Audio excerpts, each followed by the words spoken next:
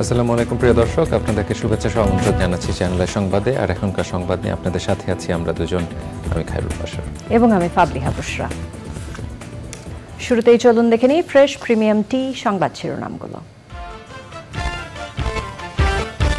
তাপপ্রবাহের সতর্কতা বৃদ্ধির মধ্যেই 6 বিভাগে ঝোড়ো হাওয়া ও বজ্রসহ বৃষ্টির পূর্বাভাস। উজানের ঢলে সিলেটে বন্যার আশঙ্কা। ভর্তুকি তুলে দেওয়ায় রেলের ভাড়া বৃদ্ধিতে যাত্রীদের ক্ষোভ। গাজীপুরে দুর্ঘটনার প্রভাবে শিডিউল বিপর্যয়। নিয়ন্ত্রণে আসেনি সুন্দরবনের চাঁদপাই রেঞ্জের আগুন। দুর্গম রাস্তা আর পানির সংকটে ব্যাহত আগুন নেভানোর কার্যক্রম। মিল্টন সমাদ্দারের অপকর্মের পৃষ্ঠপোষকদের খুঁজে বের করতে মাঠে গোয়েন্দারা। স্ত্রীকে ডিবি অফিসে তলব।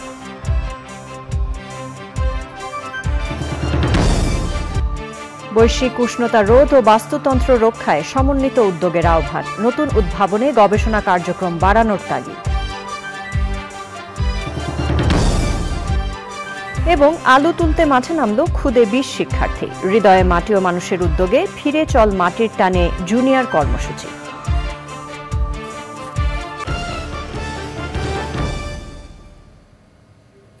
সংবাদ শিরোনামগুলো জানাচ্ছিলাম। এখনকার সংবাদ আয়োজন একই সঙ্গে চ্যানেল আইয়ের ইউটিউব চ্যানেল এবং চ্যানেল আইয়ের ওটিটি প্ল্যাটফর্ম আই স্ক্রিনে লাইভ স্ট্রিম হচ্ছে। পশ্চিমা লঘুচাপ উত্তর পূর্ব বঙ্গোপসাগর পর্যন্ত বিস্তৃত হওয়ায় 72 ঘণ্টার মধ্যে দেশের 6 বিভাগে ঝোড়ো হাওয়া ও বজ্রসহ বৃষ্টির পূর্বাভাস দিয়েছে আবহাওয়া অফিস। 5 ও 6 মে ভারতের মেঘালয় ও আসাম সহ উজানে ভারী থেকে অতি ভারী বৃষ্টির কারণে সিলেটে আবারও আকস্মিক বন্যা দেখা দিতে পারে বলে জানিয়েছে বন্যা পূর্বাভাস ও সতর্কীকরণ কেন্দ্র। এদিকে আবারও 24 ঘণ্টার জন্য বাড়ানো হয়েছে তাপপ্রবাহের সতর্কতা। জানাতুল বাকিয়া কেকার রিপোর্ট। এপ্রিল মাস থেকে শুরু হওয়া তাপপ্রবাহ চলছে মে মাসেও। তবে ইতোমধ্যে সিলেট, চট্টগ্রাম ও বরিশালের বিভিন্ন স্থানে বৃষ্টি শুরু হওয়ায় তাপপ্রবাহের তীব্রতা কিছুটা কমে এসেছে।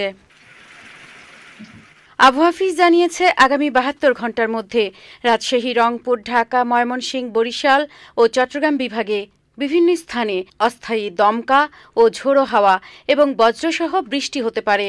বৃহস্পতিবার সিলেট, সুনামগঞ্জ, মৌলভীবাজার ও হবিগঞ্জে আকস্মিক বন্যায় নিম্নাঞ্চল প্লাবিত হলেও এখন পরিস্থিতি স্বাভাবিক। মে মাস থেকে দেশে এবং দেশের উজানের কতিপয় স্থানে ভারী থেকে অতি ভারী বৃষ্টিপাত লক্ষ্য করা গেছে এবং এর ফলে গত 3 দিনে নদীর পানি দেশের উত্তর পূর্বাঞ্চলীয় হাওড় অববাহিকায় উল্লেখযোগ্য পরিমাণে বৃদ্ধি পেয়েছে। তবে প্রায় সব স্থানেই এখনও পানি বিপদসীমার নিচ দিয়ে প্রবাহিত হচ্ছে।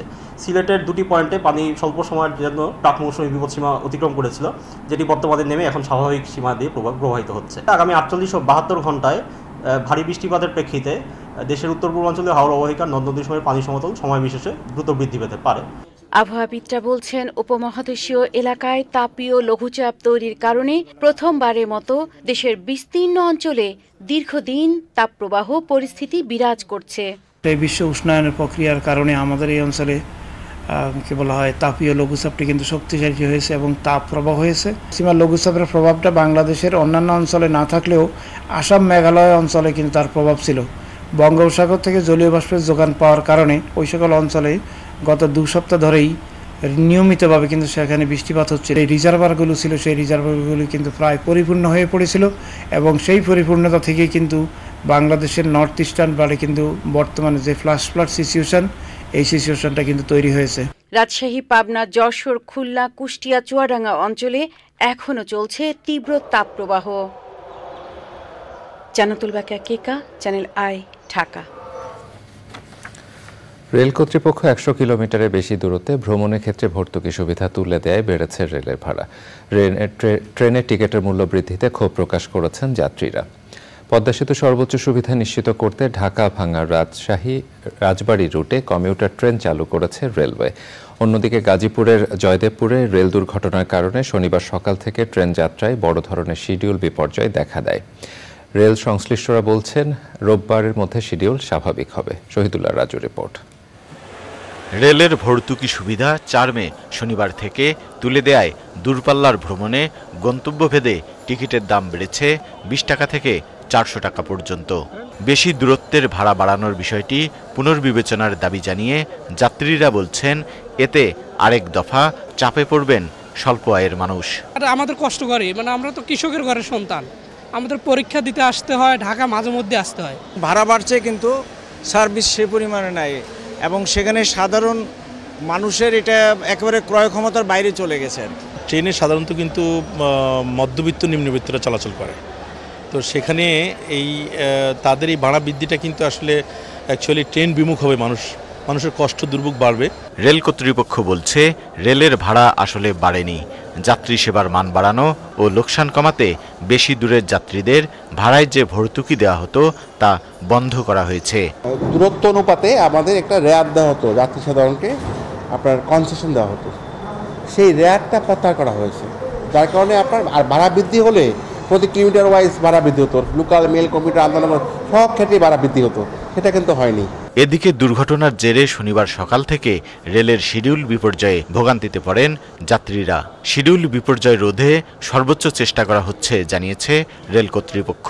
গতকালকে একটি দুর্ঘটনা ঘটে, আপনি জানেন যে অনাকাঙ্ক্ষিত দুর্ঘটনার ফলে আমাদের জয়দেবপুর হয়ে যে ট্রেনগুলো আসা যাওয়া করতো সেখানে দুটো লাইনে ব্লক হয়ে যায়, পরে উদ্ধারকারী ট্রেন যে আপনার একটা লাইন দিয়ে যোগাযোগ সচল করে, এখন একটা লাইন দিয়ে যোগাযোগ সচল আছে। যতক্ষণ আপনার আশা করছি যে আগামীকালকের মধ্যে আমাদের ঠিক হয়ে যাবে ইনশাল্লাহ। মানুষের দোরগোড়ায় রেলের সুবিধা পৌঁছাতে ঢাকা ভাঙ্গা রাজবাড়ী রুটে কমিউটার ট্রেন চালু করেছে রেলওয়ে। বাণিজ্যিকভাবে 5 মে থেকে যাত্রী নিয়ে চলাচল শুরু করবে নতুন এই রুটের train. Shahidullah Raju, channel I, Dhaka. বর্তমান বিশ্বে অন্যতম বড় সংকট পরিবেশ বিপর্যয়। তবে পরিবেশ বিপর্যয়ে জড়িতরা ক্ষমতাধর হওয়ায় নানা চ্যালেঞ্জের মুখে পড়তে হচ্ছে গণমাধ্যমকে।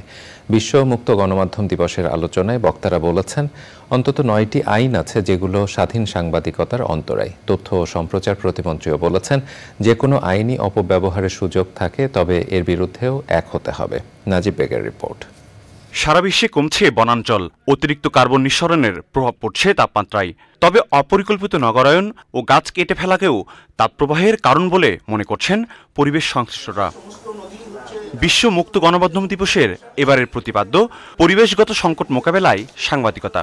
পরিবেশ বিপর্যয়ের জন্য অনেকের অভিযোগের তীর কিছু গণমাধ্যমের মালিকের দিকেও উঠে আসে সংবাদ প্রকাশে বাধার কথাও। যে সমস্ত ঢাকার চারপাশে জমি দখলকারী রিয়েল এস্টেট ব্যবসায়ী এবং যার বিরুদ্ধে বেলা রিজওয়ানাকে লড়তে হচ্ছে আইনগতভাবে, তারা প্রত্যেকে টেলিভিশন আছে, পত্রিকা আছে, অনলাইন আছে, আরও জানি কি কি আছে। বলছি সেন্সিটিভ নিউজগুলো করার আগে ভাই আমার একটু জানায়ও, তো ওরা আসছে, তো এই নিউজ ছাপাইতে হবে, আমাকে কি কি এভিডেন্স, সব এভিডেন্স আছে আমার কাছে।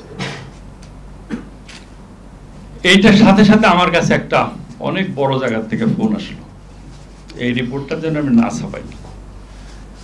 কিছু আইন গণমাধ্যমের স্বাধীনতাকে সংকুচিত করছে বলে মন্তব্য করেন আলোচকরা। ডিএসএ হয়তো চলে গেছে, কিন্তু স্ট্যাটিউট বুকসে এখনো 9টি আইন আছে যারা ডাইরেক্টলি এবং ইনডাইরেক্টলি স্বাধীন সাংবাদিকতাকে প্রত্যক্ষভাবে এবং পরোক্ষভাবে প্রভাবান্বিত করে এবং বেসিক্যালি নেগেটিভ। আইনের অপব্যবহারের সুযোগ থাকে বলে মনে করেন তথ্য ও সম্প্রচার প্রতিমন্ত্রী। তার মতে পেশাদার সাংবাদিকদের জন্য সবচেয়ে বড় ক্ষতি অপসাংবাদিকতা। বেশিরভাগ আইনে অপব্যবহারের সুযোগ থাকে, কিন্তু এই জন্য আইন থাকবে না এটি হতে পারে না। আমাদের ভয়েস রেজ করতে হবে। আইনটা যে উদ্দেশ্যে বানানো হয়েছে, ভিকটিমকে প্রোটেকশন দেওয়ার জন্য, প্রফেশনাল জার্নালিজমকে প্রোটেকশন দেওয়ার জন্য। যদি অপব্যবহার কেউ করার চেষ্টা করে, সেখানে আমাদের সবাইকে ইউনাইটেডলি ভয়েস রেজ করতে হবে এবং কাজ করতে হবে। এদিকে বিশ্ব মুক্ত গণমাধ্যম দিবস নিয়ে আরেক আলোচনাতেও জলবায়ু পরিবর্তনের ঝুঁকি মোকাবেলায় গণমাধ্যমের ভূমিকা নিয়ে নিজেদের অবস্থান তুলে ধরেন বক্তারা। নাজিব বেগ, চ্যানেল আই, ঢাকা।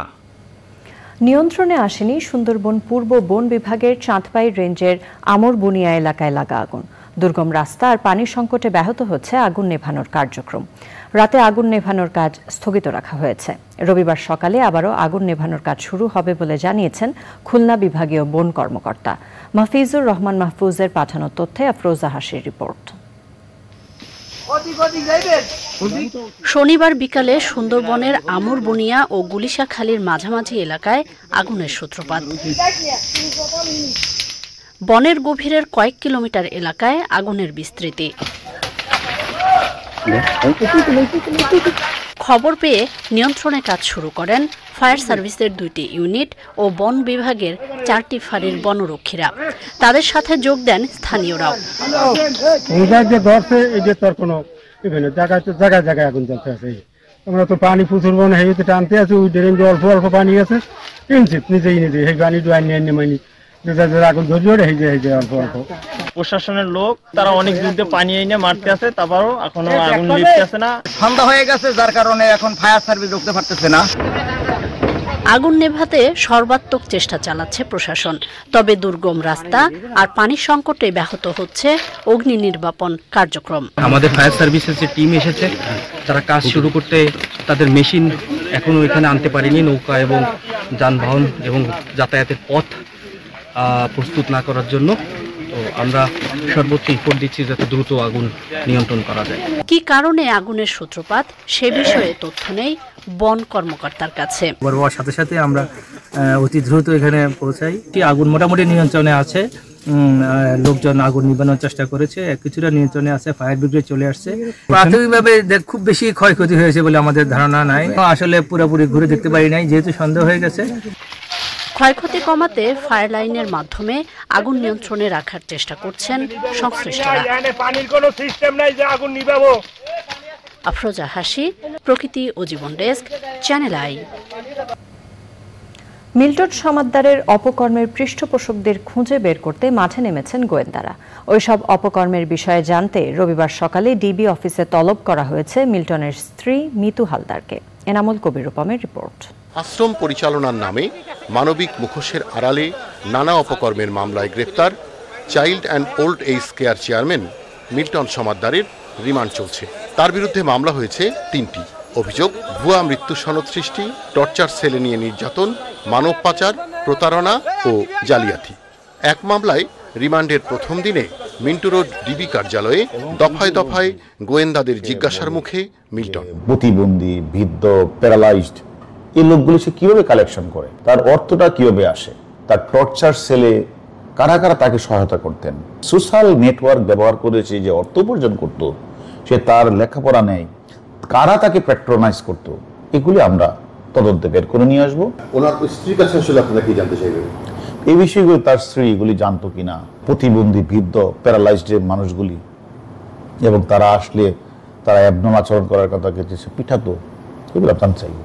মিল্টন গোয়েন্দাদের জানিয়েছে কার কার নামে মৃত্যু সনদ তৈরি হয়েছে কিংবা কাদের কাদের দাফন করা হয়েছে তার কোনো রেজিস্টার ওই আশ্রমের অফিসে সংরক্ষণ করা হয় না। কোনো মৃত্যু সনদে তিনি স্বাক্ষর করতেন না, এমন দাবিও মিল্টনের। আচ্ছা, বুঝলাম, ডেথ সার্টিফিকেট নিজেই বানালো, সেটারও তো একটা রেজিস্টার মেনটেন করতে হবে। তার সাথে কোনো কিছু হাসপাতালের ডাক্তার অথবা কাউন্সিলর বা থানা থেকে করে এগুলি লাশগুলি নিয়ে নেওয়া, কিন্তু সে কোনো কিছু করতেন না, নিজেই এটা স্বীকারও করেছেন। তার অফিস থেকে আমরা এটা সিলও পেয়েছি, পেরও পেয়েছি। মিল্টন সমাদ্দারের মালিকানাধীন ওই আশ্রমে রোগীদের চিকিৎসা দিতেন এমন একজনকে ডিবি কার্যালয়ে ডেকে জিজ্ঞাসাবাদ করছেন গোয়েন্দারা। বলছেন ওই চিকিৎসকের কোনো রকম সংশ্লিষ্টতা পাওয়া গেলে গ্রেপ্তার দেখানো হবে তাকে। Enamul Kabir Rupam, channel I, Dhaka.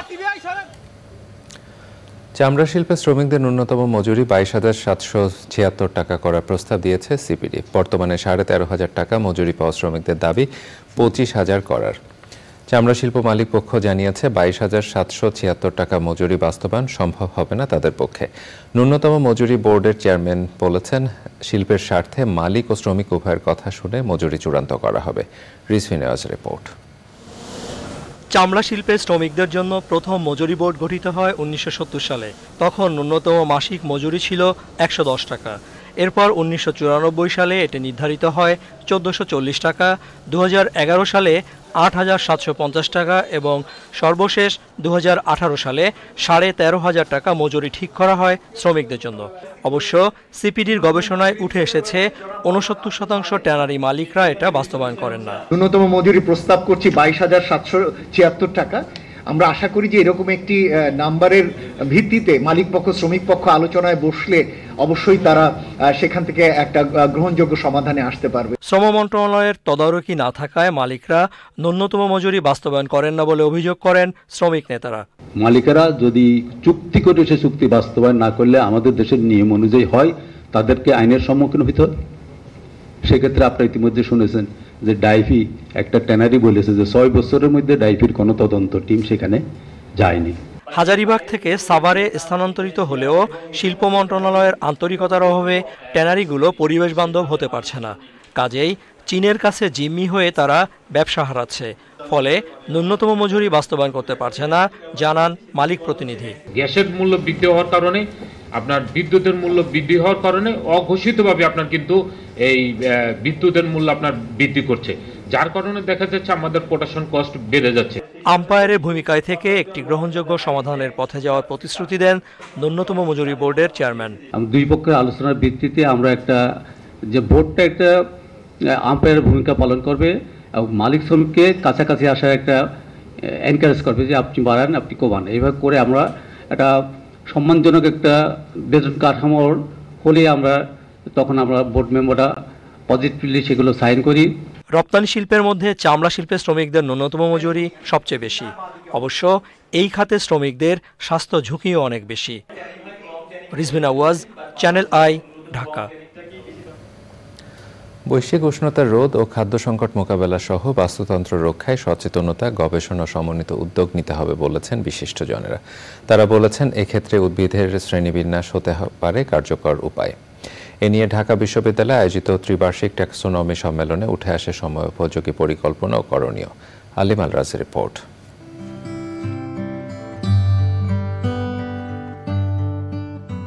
বর্তমানে পৃথিবীতে উদ্ভিদ প্রজাতির সংখ্যা প্রায় 5 লাখ।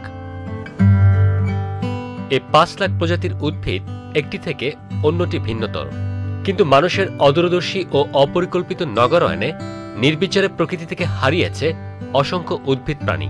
এমন বিরূপ পরিস্থিতিতে বিপন্নের হুমকিতে জীববৈচিত্র্যের বিরাট অংশ।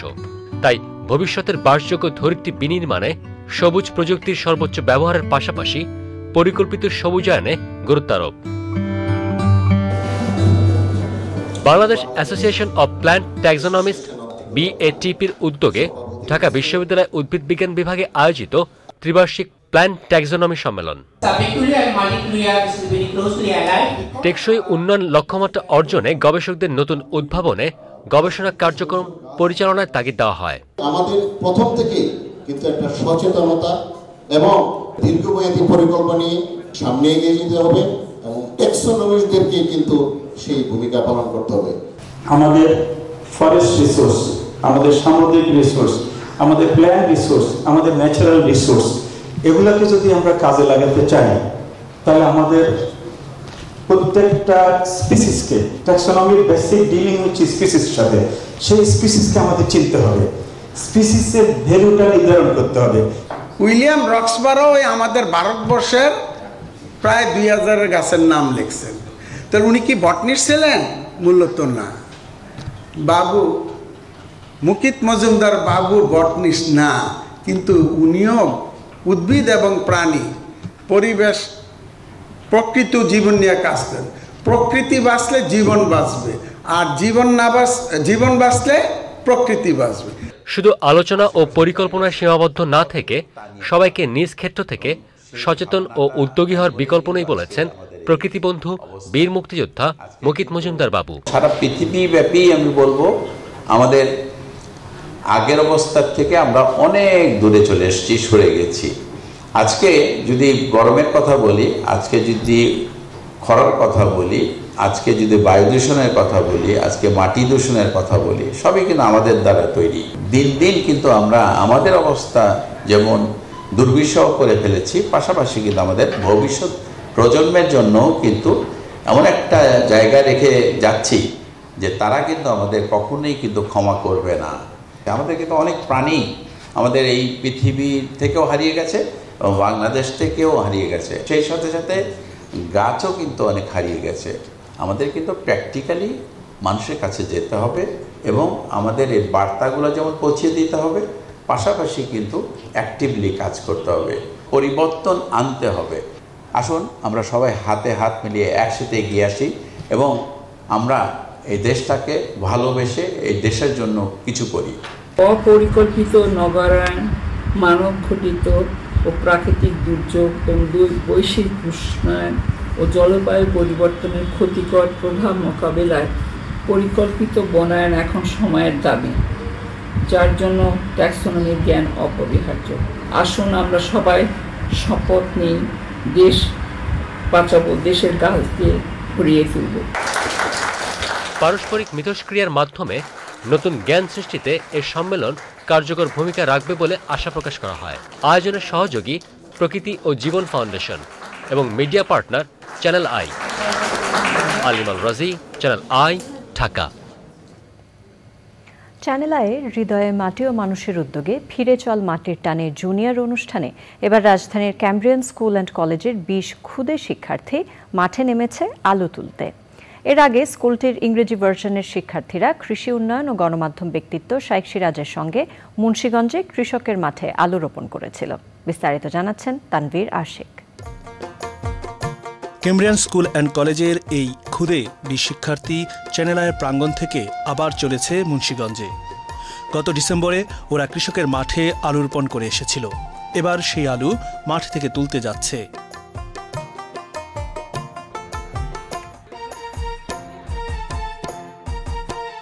মুন্সিগঞ্জের রোহিতপুরে কৃষক দেলোয়ার হোসেনের আতিথেয়তা শেষে আলু তোলার পালা। তোমাদের আলু তোলার সময় হচ্ছে 10 মিনিট। 10 মিনিটের মধ্যে পুরো আলু শেষ করতে হবে। ওকে।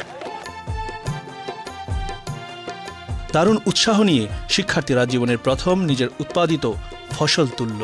কৃষকেরা অনেক কষ্ট করেন, বাট আমি হয়তো এতটা বেশি কষ্ট করিনি, কিছুটা কষ্ট নিজে ফিল করতে পেরেছি। এই থেকে আমি চিন্তা করেছি যে বড় হয়ে আমি সবসময় কৃষকদেরকে স্যাক্রিফাইস করব এবং তাদের ন্যায্য মূল্য দেওয়ার জন্য চেষ্টা করব। কৃষকরা এই টাইমে কত কষ্ট করে, আর যখন ফসল নষ্ট হয়ে যায় তাদের কতটা কষ্ট লাগে। আজকে আমি বুঝতে পেরেছি যে বৃষ্টি হলে কৃষকদের কত কষ্ট হয়, আলুগুলো নষ্ট হয়ে যাওয়ার দেখি।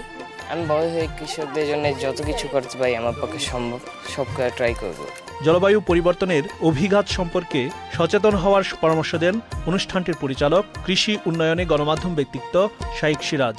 জলবায়ু পরিবর্তনের ঘাত অভিঘাত এরা তেমন জানে না, কিন্তু নিজেদের লাগানোর আলুতে তারা বুঝতে পারলো কোথাও কি বেশি কোথাও কম উৎপাদনের মূল কারণ। সে সময় বৃষ্টি হওয়ার কারণে হঠাৎ করে আলুর যে ক্ষতি হয়েছে সেটাই তারা অনুধাবন করলো। এই মাঠে এসে নিজেদের উৎপাদিত আলু লাগিয়ে যা উৎপাদন হয়েছে সেটাই তারা প্রকৃত মূল্যে কৃষকের কাছ থেকে ক্রয় করে নিল। আগামী প্রজন্মকে কৃষিমুখী করতে এই ধরনের উদ্যোগ প্রশংসনীয় বলে জানালেন সেখানে উপস্থিত ঢাকাস্থ নেদারল্যান্ডস দূতাবাসের চার্জ দ্য অ্যাফেয়ার্স সোনিয়া কুইপ। এই শিশুরা কত আনন্দ নিয়ে এই মাটিতে মিশে গেছে, ফসল তুলেছে, দেখে মুগ্ধ হয়েছি। এরা এখন জানে কৃষক কতটা কষ্ট করে ফসল ফলায়, কতটা মেহনতের মধ্য দিয়ে আমাদের খাবার টেবিলে খাদ্য আসে। আমি মনে করি পৃথিবীর প্রতিটি শিশুকেই খাদ্য উৎপাদন সম্পর্কে এমনভাবে হাতে কলমে শেখানো উচিত। এই ধরনের কার্যক্রম শিক্ষার্থীদের শিক্ষা গ্রহণে আগ্রহী করে বলে মনে করেন ক্যামব্রিয়ান স্কুল অ্যান্ড কলেজের শিক্ষকরা। জীবনের প্রথম তারা মাঠে এসেছে এবং কৃষক ভাইদের সাথে কাজ করেছে এবং কৃষকরা কিভাবে সেই ফসলটা উৎপাদন করে সেটা দেখেছে। সেই সাথে বর্তমান যে কারিকুলাম আছে, কারিকুলামের অংশ হচ্ছে এটা যে প্র্যাকটিক্যাল লার্নিং বাই ডুইং, এবং এটা তারা এত চমৎকারভাবে করেছে। এবং এই যে আলু ওটায় নিয়ে যাচ্ছে, সত্যিকার অর্থে ওদের আমার মনে হচ্ছে যে ওদের 6 মাসের মেডিসিন হয়ে গেছে, ওরা এতটা সুস্থ থাকবে। Tanvir Ashik, Channel I. এবার রয়েছে আই স্পোর্টস।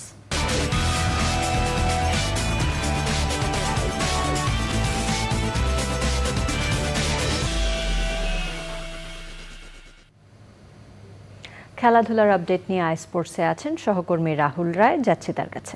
রাহুল। বুশরা, আপনাকে ধন্যবাদ। দর্শক সবাইকে স্বাগত আজকের আই স্পোর্টসে। চট্টগ্রামে বাংলাদেশ জিম্বাবুয়ে টি-20 সিরিজের দ্বিতীয় ম্যাচ রোববার জহুর আহমেদ চৌধুরী ক্রিকেট স্টেডিয়ামে খেলা শুরু হবে সন্ধ্যা 6টায়। এ ম্যাচেও বৃষ্টির বাগড়া দেওয়ার আশঙ্কা রয়েছে। শুক্রবার প্রথম ম্যাচে 8 উইকেটের বড় জয়ে সিরিজ শুরু হয় টাইগারদের। যদিও স্বল্প রানের টার্গেট তাড়া করতে গিয়ে অনেক স্লো ব্যাটিং করেছে টাইগার দল।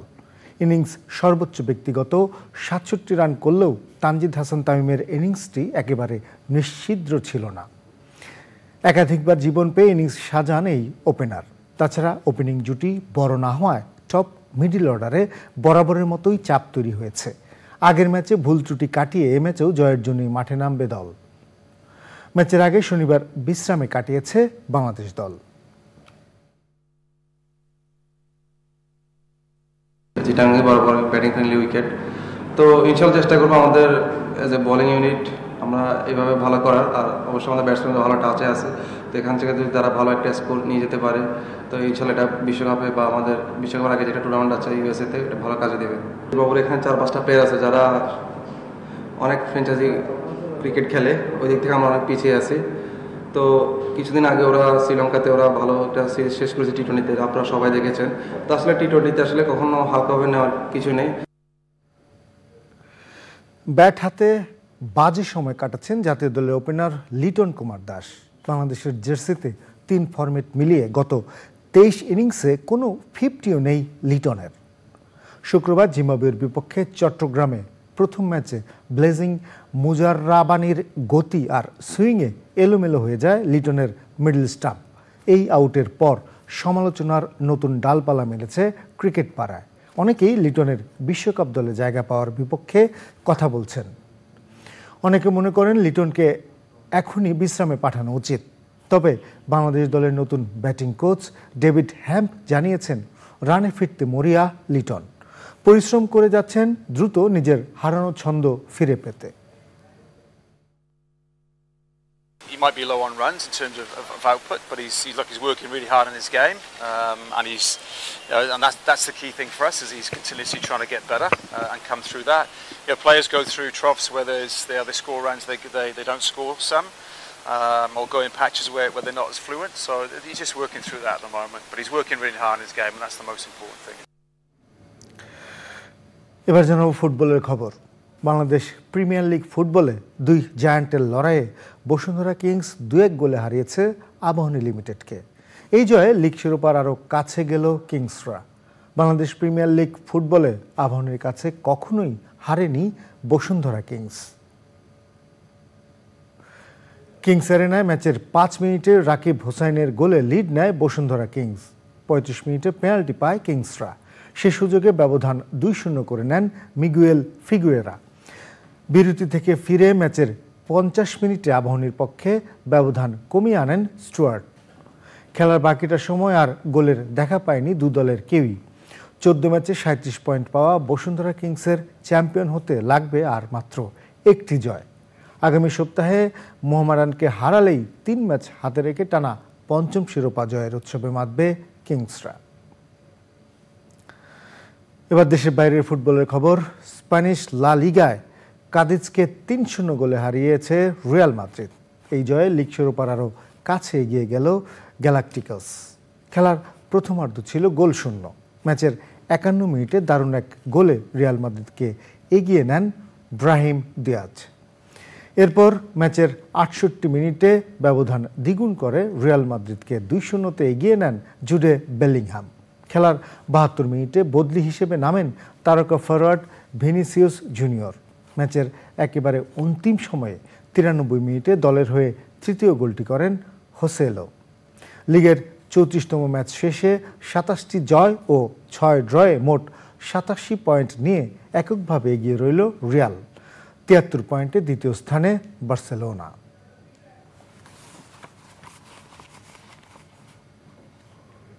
দর্শক, এই খবর দিয়ে শেষ করবো আজকের আই স্পোর্টস।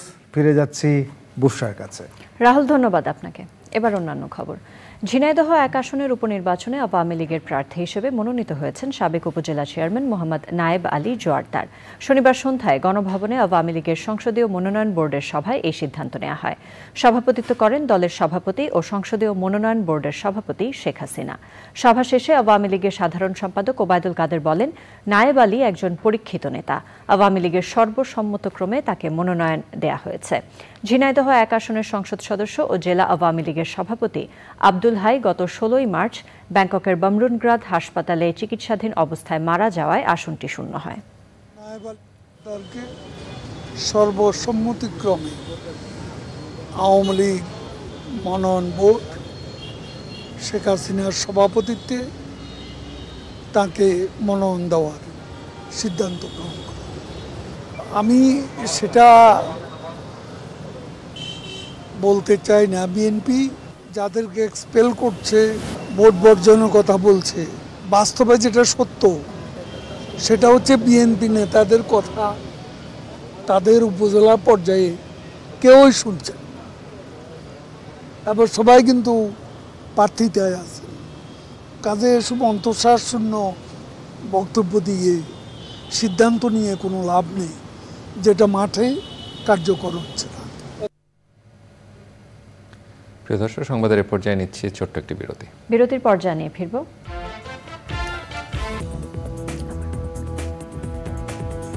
বিরতির পর আবারও আমন্ত্রণ। চলুন যাওয়া যাক এখনকার আয়োজনে। বিএনপি বলেছে উপজেলা নির্বাচন সরকারের পাতানো ফাঁদ। গ্রেপ্তার বিএনপি নেতাকর্মীদের মুক্তির দাবিতে জাতীয় প্রেস ক্লাবের সামনে মানববন্ধনে দলের স্থায়ী কমিটির সদস্য মির্জা আব্বাস বলেছেন, গ্রেপ্তার করে আন্দোলন দমানো যাবে না, একদিন স্বৈরশাসকের পতন হবেই। তিনি আরও বলেন, সেখানে মানুষ ভোট দিতে পারে না, সেই নির্বাচন বিএনপি অংশ নেয় না। 7 জানুয়ারির মতো উপজেলা নির্বাচনও তারা বর্জন করেছেন বলে জানিয়েছেন মির্জা আব্বাস। এবারে নিটোলটাটা আন্তর্জাতিক সংবাদ।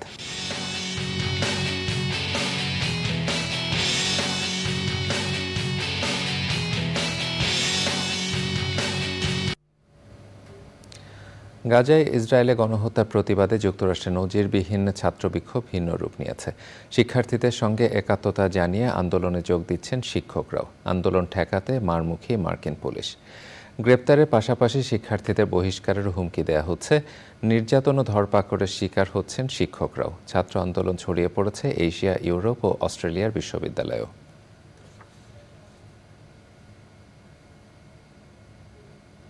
এবারে আইস্ক্রিন সাংস্কৃতিক সংবাদ।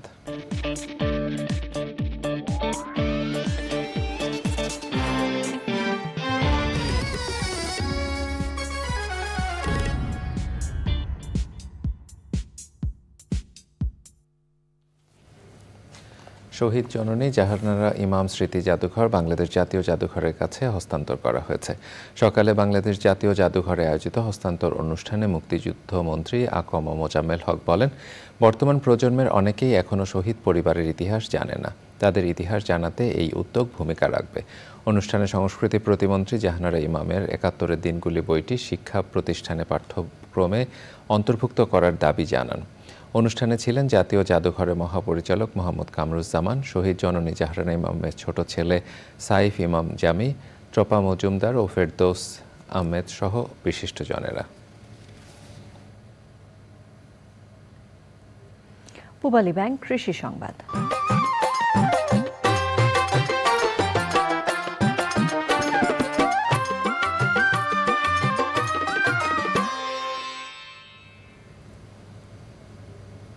তরমুজের জন্য বিখ্যাত নোয়াখালীর সুবর্ণচরে এবছর ফলন বিপর্যয় হয়েছে।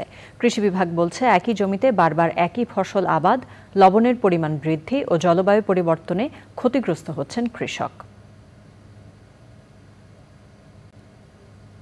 এবার রয়েছে প্রকৃতি সংবাদ।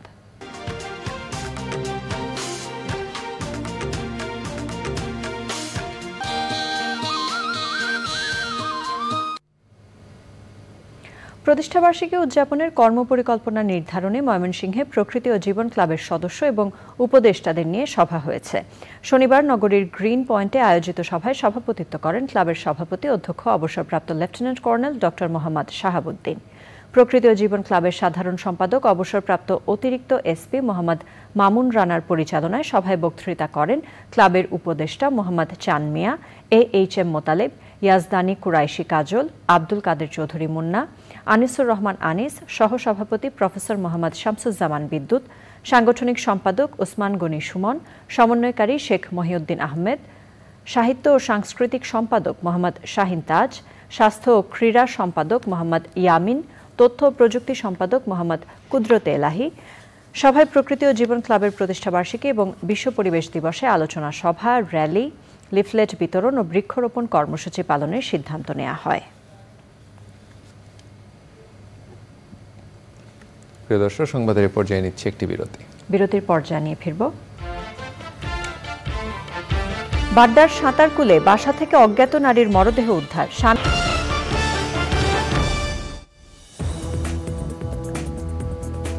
আপনারা দেখছেন চ্যানেল আই সংবাদ। চলুন যাওয়া যাক এখনকার আয়োজনে। রাজধানী বাড্ডার সাঁতারকুল এলাকার একটি বাসা থেকে অজ্ঞাত এক নারীর অর্ধগলিত মরদেহ উদ্ধার করেছে পুলিশ। স্থানীয়রা জানায়, স্বামী স্ত্রীর পরিচয় দিয়ে 4 দিন আগে ঘরটি ভাড়া নেন তারা। শনিবার সকালে ওই ঘর থেকে দুর্গন্ধ বের হলে স্থানীয়রা থানায় খবর দেয়। পরে পুলিশ গিয়ে মরদেহ উদ্ধার করে। ময়নাতদন্তের জন্য মরদেহ ঢাকা মেডিকেল কলেজ হাসপাতালে মর্গে পাঠানো হয়েছে। ওই নারীর স্বামী পরিচয় দেয়া ব্যক্তি পলাতক বলে জানিয়েছে বাড্ডা থানা পুলিশ। রাজধানী গুলশান, নতুন বাজার, বসুন্ধরা, বাড্ডা এবং এর আশেপাশে গ্রাহকদের জন্য মাদানী এভিনিউয়ের 100 ফিট রোডে রুবেল এক্সপ্রেস নামে নতুন শোরুম উদ্বোধন করেছে ইয়ামাহা। মোটর সাইকেল প্রেমীদের কথা মাথায় রেখে শোরুমটিতে রাখা হয়েছে নানা ধরনের সুযোগ সুবিধা। উদ্বোধনী অনুষ্ঠানে প্রধান অতিথি ছিলেন এসিআই মোটরসের নির্বাহী পরিচালক সুব্রত রঞ্জন দাস। আয়োজনে অংশ নেন ইয়ামাহার ব্র্যান্ড অ্যাম্বাসেডর ও ক্রিকেটার বিশ্বসেরা অলরাউন্ডার সাকিব আল হাসান। শোরুমের স্বত্বাধিকারী পেসার রুবেল হোসেন সহ জাতীয় ক্রিকেট দলের আরও অনেক খেলোয়াড় এবং এসিআই মোটরসের ঊর্ধ্বতন কর্মকর্তারা।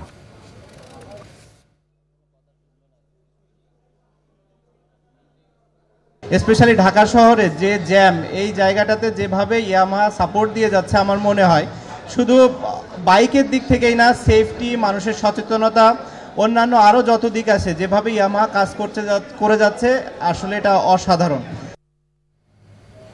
তীব্র দাবদাহে প্রাণী সম্পদের ক্ষতি প্রতিরোধ বিষয়ে জাতীয় প্রেস ক্লাবে আলোচনা সভা করেছে Bangladesh cement sheet manufacturers association. অনুষ্ঠানে বক্তারা বলেন, সিমেন্ট শিটের 6 স্তরের কারণে গরমে শেডের ভিতরে 12 ডিগ্রি সেলসিয়াস পর্যন্ত তাপমাত্রা নিয়ন্ত্রণ করে। ফলে পশু পাখির গরমজনিত হিটস্ট্রোক নিয়ন্ত্রণে থাকে এবং মৃত্যু ঝুঁকি হ্রাস পায়।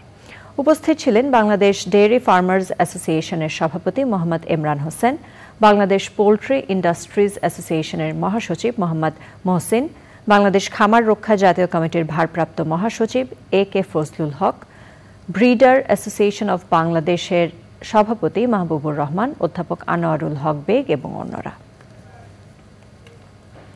ঢাকা বিশ্ববিদ্যালয়ের ব্যবসায় প্রশাসন ইনস্টিটিউট IB-এর BBA 27তম ব্যাচ, MBA 63তম ব্যাচ, EMBA এবং DBA প্রোগ্রামের গ্র্যাজুয়েশন হয়েছে। এবছর IB-এর 215 জন শিক্ষার্থী গ্র্যাজুয়েশন উদযাপন করেছেন। অনুষ্ঠানে প্রধান অতিথি ছিলেন ঢাকা বিশ্ববিদ্যালয়ের উপাচার্য অধ্যাপক ডক্টর ASM মাকসুদ কামাল। বিশেষ অতিথি এবং গ্র্যাজুয়েশন স্পিকার ছিলেন হার্ভার্ড কেনেডি স্কুলের সিনিয়র ফেলো ইকবাল কাদের। সভাপতিত্ব করেন IB-এর পরিচালক অধ্যাপক Mohammad A Momen.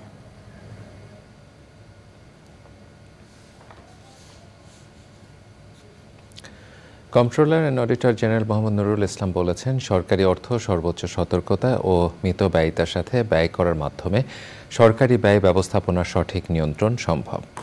41তম BCS audit and accounts ক্যাডারের নবনিয়োগপ্রাপ্ত সহকারী মহা হিসাবরক্ষকদের বিভাগীয় প্রশিক্ষণ কোর্সের উদ্বোধনী অনুষ্ঠানে প্রধান অতিথির বক্তৃতায় তিনি আর্থিক ব্যবস্থাপনা সংক্রান্ত বিভিন্ন গুরুত্বপূর্ণ দিক নির্দেশনা দেন। ফিনান্সিয়াল ম্যানেজমেন্ট একাডেমি ফিমাই প্রশিক্ষণ কর্মশালার উদ্বোধনীতে ছিলেন controller general defence finance Kamrun Nahar, deputy controller and auditor general SM Rezvi এবং ফিমার মহাপরিচালক মোহাম্মদ শরীফুল ইসলাম।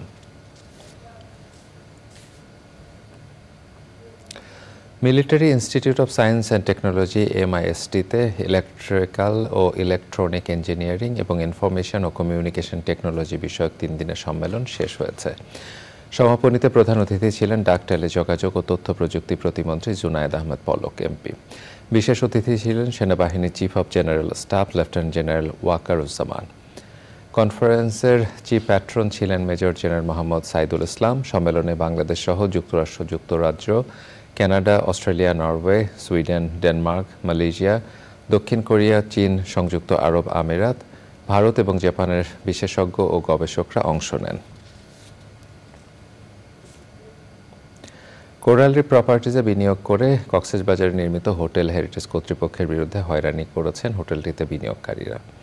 রাজধানীর ডিপ্লোমা ইঞ্জিনিয়ার্স ইনস্টিটিউটে আয়োজিত এক সভায় হেরিটেজ হোটেল ওনার্স অ্যাসোসিয়েশনের সদস্যরা বলেন, হোটেল কর্তৃপক্ষ প্লট মালিকদের কোনো লভ্যাংশ ও সুবিধা দিচ্ছে না। দিনের পর দিন বিনিয়োগকারীদের হয়রানির অভিযোগ করেন বিনিয়োগকারীরা। ২৫০০ বিনিয়োগকারী পরবর্তীতে এ বিষয়ে আইনি তৎপরতার কথা জানান। Real estate association of Bangladesh রিহ্যাবের নবনির্বাচিত পরিচালকদের সংবর্ধনা দিয়েছে কর্ণফুলী ডেভেলপার্স লিমিটেড। রাজধানীর একটি রেস্তোরাঁয় সংবর্ধনায় রিহ্যাবের নবনির্বাচিত সভাপতি Wahiduzzaman, senior vice president Liaquat Ali Bhuiyan, lion MA Awal সহ বিশিষ্টজনেরা উপস্থিত ছিলেন।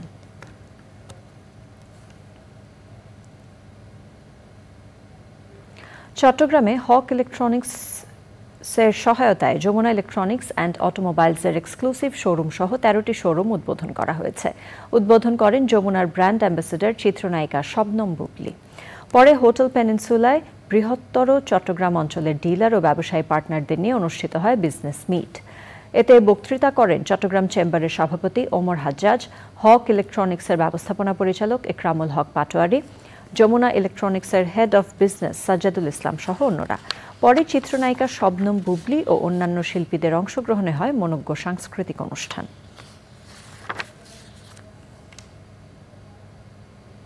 জুয়েলারি শিল্পের উন্নয়ন ও এই খাত সংশ্লিষ্টদের পেশাগত স্বার্থ সংরক্ষণে রংপুরে জুয়েলার্স সমিতির মতবিনিময় সভা হয়েছে।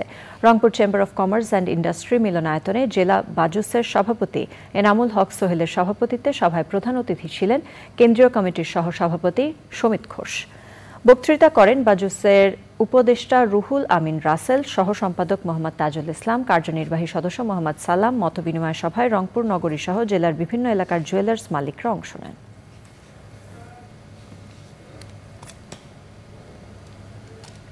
প্রিয় দর্শক, সংবাদের এরপর আবারও নিচ্ছি একটি বিরতি। বিরতির পর খেলার খবরে জানিয়ে ফিরব।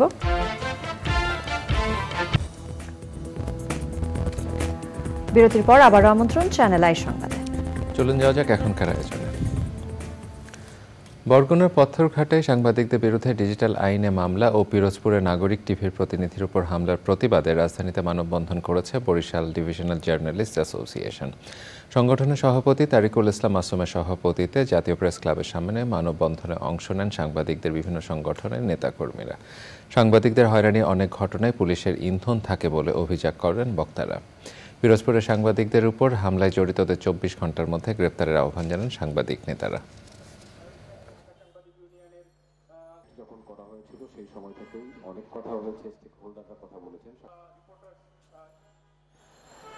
আমি মাননীয় স্বরাষ্ট্রমন্ত্রীকে আহ্বান জানাবো, পিরোজপুরে যে সাংবাদিকের উপর হামলা হয়েছে এই হামলাকারীদের আগামী 24 ঘন্টার মধ্যে অ্যারেস্ট করবেন। অন্যথায় সাংবাদিকদের এই বরিশাল ডিভিশনাল জার্নালিস্ট অ্যাসোসিয়েশন যে সংগঠনটি আছে অন্যান্য সংগঠনের সাথে দিয়ে বৃহত্তর আন্দোলন কর্মসূচি ঘোষণা করবে। সাংবাদিক মারলে, সাংবাদিকদের উপরে হামলা করলে কোনো বিচার হয় না, এটি তারা জানে। জানার কারণ হচ্ছে যে জানবে না কেন যে 59 জন সাংবাদিক নিহত হয়েছে, গত 15 বছরে একজন সাংবাদিক হত্যার বিচার হয়নি। ডিপ্লোমা ইঞ্জিনিয়ারিং শিক্ষা কোর্সকে বিএসসি ও পাশ কোর্সের সমমানা মর্যাদা দেওয়ার উদ্যোগকে স্বাগত জানিয়েছেন institution of diploma engineers Bangladesh IDBB। একই সঙ্গে সরকারের এই উদ্যোগ বাধাগ্রস্ত করতে যারা অপপ্রচার চালাচ্ছে তার প্রতিবাদ জানান IDBর নেতারা। রাজধানীর কাকরাইলে IEDBর ভবনে সংবাদ সম্মেলনে সব কথা বলেন IEDBর নেতারা। তারা বলেন, কারিগরি ও বৃত্তিমূলক শিক্ষাকে জনপ্রিয় করতে ডিপ্লোমা ইঞ্জিনিয়ারদের মান ও মর্যাদা বৃদ্ধি করা জরুরি।